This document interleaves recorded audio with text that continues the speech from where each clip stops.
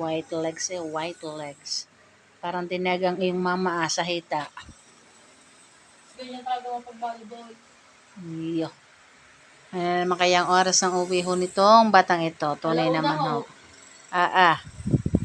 Bago nanghihingi pa ho ng 50. Ay may boyfriend ho, are. Ay pag ito ho sa akin ho nanghihingi ng 50. Ala, ako dyan manghingi. Aba, kaya nga ikinag-boyfriend. Aba? Bago sa tapang ho na yan. Pinakamatapang ho yan dito sa amin. Kaya ang tawag namin dito ay si Soltera. Gaya na ho yan Pero may boyfriend. Ay soltera. Bigyan mo sa pera. Isa tapang ho na yan. Talo ho na yan lahat ng kanyang mga kapatid. Lalayas na naman ho yan. Magbabalibol na naman. Volleyball is life daw ho. Yun ho, kachat na ho naman ng kanyang boyfriend.